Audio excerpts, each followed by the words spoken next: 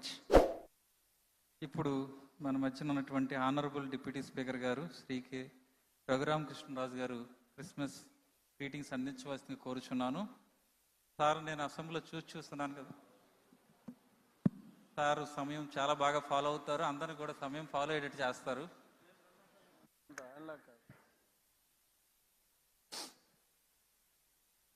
వేదికను అలంకరించిన పెద్దలు శ్రీ నారా చంద్రబాబు నాయుడు గారికి, క్రిస్టియన్ మత పెద్దలకు, రాజకీయ నాయకులకు, ఇక్కడికి విచ్చేసిన క్రిస్టియన్ సోదరులందరికీ నా హృదయపూర్వక నమస్కారాలు. క్రిస్మస్ అంటేనే ఏ మంత్ ఆఫ్ జాయ్, కలిసి ఉండటం, సంతోషంగా ఉండటం, ప్రేమను పంచటం, అటువంటి మాసం క్రిస్మస్.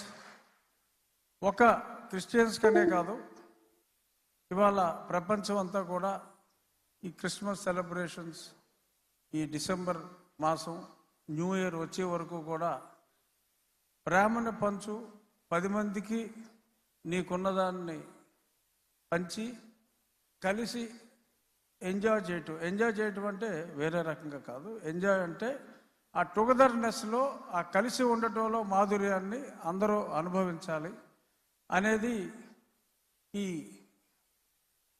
జీసస్ క్రైస్ట్ ఆయన పుట్టినరోజు సందర్భంగా ఎప్పటి నుంచో మనం ఫాలో అవుతున్నది. అది నేను క్రిస్టియన్ కానప్పటికీ కూడా క్రిస్మస్ అంటే సరదాగా స్నేహితులందరూ కలవటం, అది ఎప్పుడు జరిగేదే. ఇక్కడ క్రీస్తు మతాన్ని స్వీకరించకపోయినా క్రీస్తు తత్వాన్ని ఫాలో అయ్యేది మా ముఖ్యమంత్రి గారు. ఎందుకంటే జీసస్ క్రైస్ట్ చెప్పింది, తనను తాను తగ్గించుకున్నవాడు హెచ్చింపబడుతుడు, అంటే హెచ్చించుకున్నవాడు తగ్గించబడుతుడు.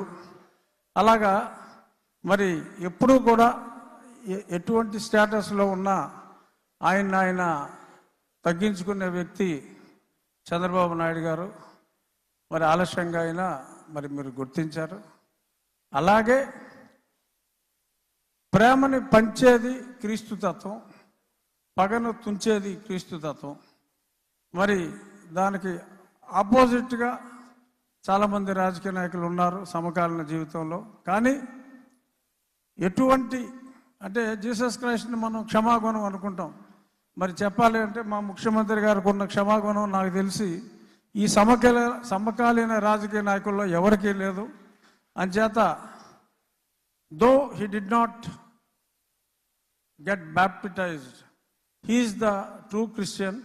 సో కాబట్టి మీరందరూ మీ గుండెల్లో జీసస్ క్రైస్ట్కి ఎంత ఇంపార్టెన్స్ ఇస్తారో ఆ తత్వాన్ని అలవర్చుకున్న మా ముఖ్యమంత్రి గారికి కూడా అంతే ఇంపార్టెన్స్ ఎప్పుడు మీ గుండెల్లో ఉండాలని మనస్ఫూర్తిగా కోరుకుంటూ, merry Christmas. Let us enjoy the Christmas till January 1st. Thank you. Thank you so much sir. ఇప్పుడు కాయర్ వారు మనల్ని ఒక పాటలో నడిపిస్తారండి.